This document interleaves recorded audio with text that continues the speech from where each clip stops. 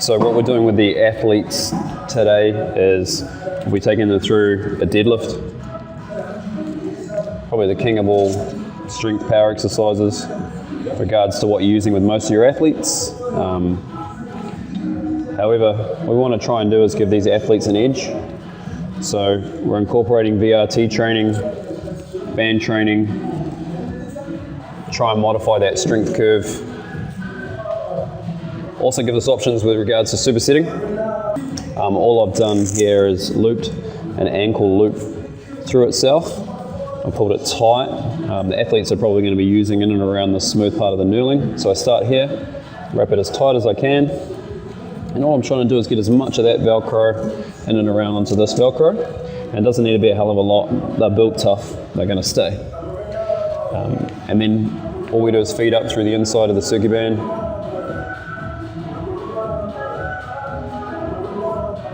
I normally use my arm length, pull that through,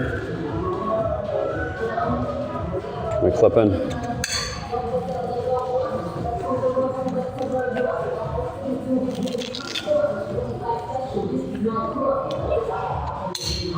So that's going to give us a couple of things. One, it's going to make it harder at the other end, which is what we want.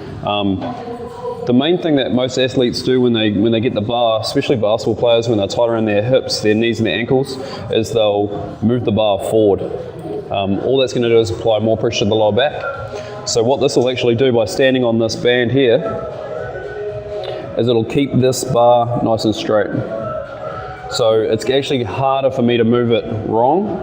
It's going to want to go in a straight line. Okay, so they can grab their standard grip, their standard spacing, band under the ball of their feet, and then that's now harder for me up here, whereas if this was off, I could stand here all day, especially if this side wasn't on. Okay, so a normal deadlift, this bit, there's no tension here. Yeah. It's just hold on to the bar. It's hard on the way down. The lower I am, the harder it is. Decent on the way up. As soon as I add that band, I've modified the exercise, made it harder, and I made it safer, which is hard to do. So all we're going to do is we're going to get the athletes in one at a time. We've matched the height, or we're going to hope to match the height that they're going to go to in their deadlift with the same height in which they'll use in a basketball game. So we've filmed where their rebounding leap front where their triple threat position is, or their universal athletic position, and also where they're most powerful from their free throw shot, from their 3-point shot, I'm sorry. So we're going to match angle specific in the gym with angle specific performance outside the gym. So we'll get into a few of these and stand nice and close to the bar. Yeah, and pull that up. Good, stand that up strong. Good. Good. If you do that again, if you go back down, you don't have to have so much of a curve. You can be a little bit straighter. Yeah, about there. That's neutral, nice and straight. Good, drive that up. Now we want a full hip extension, so push your hips through. Yep, that way, good. And we're going to oblique, and we want shoulder blade. So if we can get those trifectas, glute, ab, shoulder blade, we're really working with something. So as far as form, that's what we're after. What we've been focusing on with Toby due to his knee injury in the past, or knee issues in the past, is glute strength. Glute communication between his brain. So every time he comes up, at a minimum, we want glutes.